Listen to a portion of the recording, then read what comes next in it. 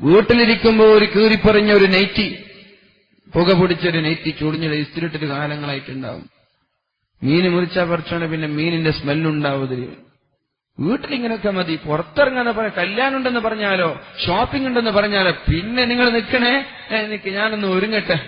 പാവം ഭർത്താവ് 5 മിനിറ്റ് എന്ന് പ്രതീക്ഷിച്ച് കാത്തിരിക്കും, അരമണിക്കൂർ കുളിക്കാൻ, അരമണിക്കൂർ ഡ്രസ്സ് ചെയ്യാൻ, 1 മണിക്കൂർ വെയിറ്റ് ചെയ്യണം. പിന്നെ മുഖം മിനിക്കാൻ വേണ്ടിയിട്ട് വേറെ അരമണിക്കൂർ, ഫൗണ്ടേഷൻ വേറെ, ഫെയർലോലി വേറെ, പൗഡർ വേറെ, ഐലൈനർ വേറെ, ലിപ്സ്റ്റിക് വേറെ. ഇതൊക്കെ പുറത്തിറങ്ങുമ്പോൾ എന്തിനാണ് പെണ്ണിന് ഇതൊക്കെ ചെയ്യുന്നത്? ആരെ കാണിക്കാനാ? നിന്റെ സൗന്ദര്യം കാണിക്കുന്നത് ഭർത്താവിന്റെ മുമ്പിലല്ലേ? പിന്നെ എന്തിനിത്? ആർക്ക് വേണ്ടി? അതാണ് അറിയാത്തത്. കല്യാണം കഴിഞ്ഞാൽ പിന്നെ മുഖമൊക്കെ മറച്ച് നടന്നൂടെ? കല്യാണം കഴിഞ്ഞതിന് മുമ്പേ നടക്കണം, കല്യാണം കഴിഞ്ഞാൽ മാത്രമല്ല. മുഖമൊക്കെ മറച്ച് ഹിജാബ് ധരിച്ച് മുഖം മറച്ച് നടന്നാൽ ഈ പൗഡറിന്റെ ചെലവുണ്ടോ? ഈ ഫൗണ്ടേഷന്റെ ചെലവുണ്ടോ? ഈ ഐലൈനറുടെ ചെലവുണ്ടോ? ഇതൊന്നും ചെലവില്ലല്ലോ. മുഖം മറച്ച് പിന്നെ കണ്ണ് മാത്രം കാണിച്ച് മുഖം മറച്ച് നടന്നാൽ നിന്നെ ആരും ശ്രദ്ധിക്കൂല, നിനക്കൊരാളും നമ്പർ തരൂല, നിനക്കൊരാളും നിന്റെ പിന്നാലെ ഫോളോ ചെയ്യൂല, നിന്നെ ഒരാളും പീഡിപ്പിക്കാനും വരൂല. നീ നിന്റെ സൗന്ദര്യം നിന്റെ ഭർത്താവിന്റെ മുമ്പിൽ പ്രകടിപ്പിക്കുക. രാത്രി കിടന്നുറങ്ങാൻ വരുമ്പോ ഒന്ന് വുളൂ ചെയ്യാം, സുന്നത്താണ് വുളൂ ചെയ്യുക. വുളൂ ചെയ്തു പല്ല് തേച്ച് അല്ലാഹുവിന്റെ ഹബീബ് സല്ലല്ലാഹു അലൈഹി വസല്ലം ഉറങ്ങാൻ കിടക്കുമ്പോൾ പല്ല് തേക്കും. ആ ഒരു അറാക്ക് അല്ലാഹുവിന്റെ ഹബീബായ റസൂലുള്ളാഹി സല്ലല്ലാഹു അലൈഹി വസല്ലം തലയണയുടെ താഴെ വെക്കും, തലയണയുടെ താഴെ വെക്കും. എന്നിട്ട് രാവിലെ എണീറ്റാലേ ഭാര്യ എവിടെ ഫാത്തിമ കട്ടൻ ചായ എടുക്കുന്നല്ല പറയാ, ഉമ്മുകുൽസോ ചൂടുവെള്ളം കൊണ്ടുവരാന്നല്ല പറയാ. രാവിലെ എണീച്ചാലേ തലയണയുടെ അടിയിൽ നിന്ന് അറാക്കെടുക്കും, എന്നിട്ട് പല്ല് തേക്കും. എന്നിട്ട് തന്റെ ഭാര്യ പത്നി ആയിഷയുടെ കയ്യിൽ കൊടുക്കും. ആയിഷ ഇത് കഴുകി വെക്കും. ആയിഷ ബിവി കഴുകുന്നതിന് മുമ്പ് ആ ഒരു അറാക്കെടുത്തിട്ട് തന്റെ പല്ലും കൂടി തേക്കും. നമ്മളോ എങ്ങാനും ബാത്റൂമിൽ ചെന്നിട്ട് കരണ്ട് പോയി ഒരു ബ്രഷ് എടുത്തു, പേസ്റ്റ് ഇട്ട്, അപ്പോഴാണ് കരണ്ട് ഒന്ന്, പഠിച്ചോനെ ഇത് ഭർത്താവിന്റെ ബ്രഷാണല്ലോ, പഠിച്ചോനെ ഇതിനിപ്പോ എന്താ ചെയ്യാ, തുടച്ചു പോയാ പിന്നെ ഛർദിക്കുകയും ചെയ്യാം. അങ്ങനെ ഒരു ബന്ധമാണ് നമ്മൾക്കിടയിലുള്ളത്.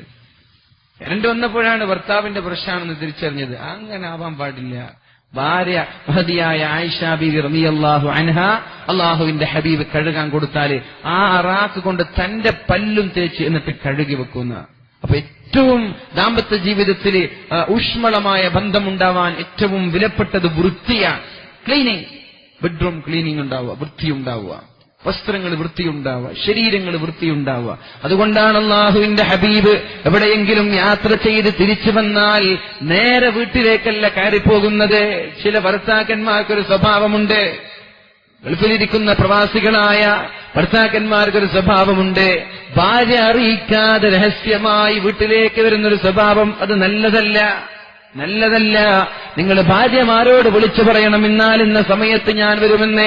അപ്പോഴേക്കും ഭാര്യയ്ക്കൊന്ന് കുളിച്ച് വൃത്തിയായി ശരീരം വൃത്തിയാക്കി നല്ല സുഗന്ധം പൂശി പുഞ്ചിരിച്ചുകൊണ്ട് സുസ്മേര വദനയായി ഭർത്താവിന് സ്വീകരിക്കാൻ പറ്റും. അപ്പോഴാണ് ഭർത്താവ് കോളിംഗ് ബെല്ലടിക്കുന്നത്. സുന്ദരിയായി പുഞ്ചിരിച്ചിരിക്കുന്ന സുഗന്ധം പൂശിയ ഭാര്യ കാണുമ്പോൾ തന്നെ സന്തോഷം തോന്നും. അല്ലത്തി തസുറുഹു ഇദാ നളർ, നീ നോക്കുമ്പോൾ നിനക്ക് സന്തോഷം വേണം. ഭാര്യ കാണുമ്പോ മാഷാ അല്ലാ എന്തോ ഒരു സൗന്ദര്യം, മനസ്സിന് റാഹത്തായി. ഇങ്ങനെ നിൽക്കണമെങ്കിൽ എന്ത് വേണം? നീ വിളിച്ചിട്ട് പറയണം ഞാൻ ഇന്നാലെന്ന സമയത്ത് എത്തുമെന്ന്. ഇവന് സർപ്രൈസ് ആക്കല്ലേ. പെട്ടെന്ന് കോളിംഗ് ബെല്ലടിക്കുക. പാവം എന്തോ ഉറങ്ങിയിട്ട് കണ്ണൊക്കെ പീളൊക്കെ നിറഞ്ഞിട്ട് ഇങ്ങനെ നിൽക്കുകയാണ്. അപ്പോഴാണ് ഒരു കോളിംഗ് ബെല്ല്. പഠിച്ചോനെ നിനക്കും വെറുപ്പായി, പഠിച്ചോൻ ഇവളെന്താ ഇങ്ങനെ ഈ ഒരു കോലത്തില്. അതിനവസരം ഉണ്ടാക്കണ്ട. നിമിത്തങ്ങൾ എവിടെ പോയാലും ആദ്യം ഭാര്യമാര് കാണുന്ന രീതിയിൽ പള്ളിയിൽ കയറും. നിമിത്തങ്ങൾ പള്ളിയിൽ കയറിയ ഭാര്യമാർക്കറിയും അവരൊക്കെ കുടിച്ച് ഫ്രഷായി അള്ളാഹുവിന്റെ ഹബീബും പള്ളിയിൽ നിന്ന് ഉളുവൊക്കെ ചെയ്തു മുഖവും ശരീരക്കും മിനുക്കി 2 റക്അത്ത് സുന്നത്ത് നിസ്കരിച്ചിട്ടാ വീട്ടിൽ പോയി. എന്തിന്? ഇത് ഭാര്യമാർക്ക് ഒരുങ്ങാൻ സമയം കൊടുക്കാൻ, ശരീരം വൃത്തിയാക്കാൻ സമയം കൊടുക്കാൻ, നല്ല വസ്ത്രം ധരിക്കാൻ സമയം കൊടുക്കാൻ. അപ്പൊ ഭാര്യമാരോട് പറയാം, അവർക്ക് സാവകാശം കൊടുക്കുക. അവർ നല്ല അണിഞ്ഞൊരുങ്ങി നിൽക്കും. അള്ളാഹു തൗഫീക്ക് ചെയ്യട്ടെ, അള്ളാഹു തൗഫീക്ക് ചെയ്യട്ടെ. സുഗന്ധവും ക്ലീനിങ്ങും വൃത്തിയും ദാമ്പത്യ ജീവിതത്തിന്റെ ഏറ്റവും വലിയ അടിസ്ഥാന കാര്യമാണ്. ദാമ്പത്യ വിജയത്തിന്റെ അടിസ്ഥാന കാര്യമാണത്. സുഗന്ധം പൂശിയ മുറിയിൽ, റൂമിൽ, പുറത്തേക്കിറങ്ങുമ്പോൾ സുഗന്ധം പൂശുന്നത്. അള്ളാഹുവിന്റെ ഹബീബ് പറഞ്ഞു, അൽ മർഅതു ഇദാ ഇസ്തഅതറത്, ഒരു പെണ്ണ് ഒരു പെണ്ണ് സുഗന്ധം പൂശി പുറത്തിറങ്ങി, ആളുകൾ എന്നെ കാണട്ടെ, ആളുകൾ എന്നെ ശ്രദ്ധിക്കട്ടെ എന്ന രീതിയിൽ ആളുകൾക്കിടയിൽ സുഗന്ധം പൂശി ഒരു പെണ്ണ് പുറത്തിറങ്ങിയാൽ അവൾ വ്യഭിചാരിയാണെന്ന് മുഹമ്മദ് മുസ്തഫ.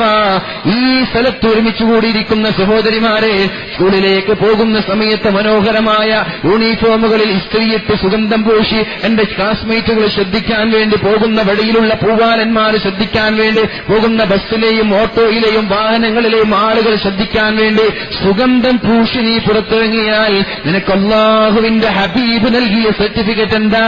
നീ വ്യഭിചാരിയാണ് എന്നതാണ്. വ്യഭിചാരിയാണ്. ആളുകൾ കാണാൻ വേണ്ടി ശരീരം ഭംഗിയാക്കുന്നവൾ വ്യഭിചാരിയാണ്. എന്തേ ഇതുകൊണ്ടുള്ള കുഴപ്പം? നീ മനോഹാര്യമായി വളരെ ഭംഗിയോടെ പുറത്തിറങ്ങുമ്പോ അവിടെയുള്ള ചെറുപ്പക്കാരന് നിന്നോട് താല്പര്യം തോന്നും. അവൻ നിന്നെ നോക്കും, അത് ഹറാമാണ്.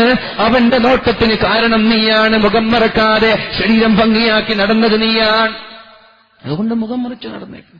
അല്ലാഹു തൗഫീഖ് ചെയ്യട്ടെ. നിങ്ങൾക്ക് തോന്നുന്നുണ്ടാകും, എന്താണ് ഉസ്താദ്, നമുക്ക് പുറത്തിറങ്ങാൻ അവകാശമില്ലേ? ഉണ്ട്, ഇല്ല എന്നല്ല. നിങ്ങൾ പുറത്തിറങ്ങിക്കോ, മുഖമൊക്കെ മറച്ച് അമൃത്ത് മറച്ച് പുറത്തിറങ്ങിക്കോ.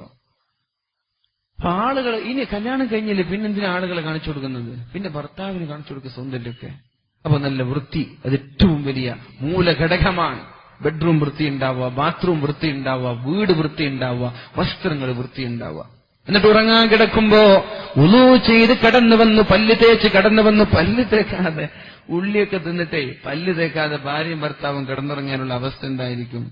ഭാര്യ എന്തെങ്കിലും ചോദിക്കും, നിങ്ങൾ എന്തിനാവരെ പോയിട്ട് വരുമ്പോ വൈകിയല്ല പഠിച്ചോനെ. പിന്നെ ഭർത്താവ് അങ്ങോട്ട് നോക്കുവോ? ഭർത്താവ് പല്ല് തേക്കാതെ വന്നിട്ട് മത്തിക്കറിയാണ് കൂട്ടിയെന്ന് കരുതിയേക്ക് മത്തിക്കറിയും കൂട്ടിയിട്ട് ഭാര്യ വന്നു. എന്നിട്ട് ഭർത്താവിനോട് സംസാരിക്കും, നിങ്ങൾ എന്താ ഇന്ന് വൈകുന്നേരം വരെയും വൈകിപ്പോയത്? പിന്നെ ഭർത്താവ് അങ്ങോട്ട് തിരിയില്ല, നേരെ തലതിരിച്ച് ഉത്തരം പറയും. തലതിരിച്ചിട്ടാ ഉത്തരം പറയാ. അങ്ങനെ ഒരവസ്ഥകൾ ഉണ്ടാക്കരുത്. നിങ്ങൾ പല്ല് തേച്ചിട്ട് ഉറങ്ങാൻ പോയി, ഉറങ്ങുന്ന സമയത്ത് പല്ല് തേക്കണം എന്ന് അല്ലാഹുവിന്റെ ഹബീബ് പറഞ്ഞത്.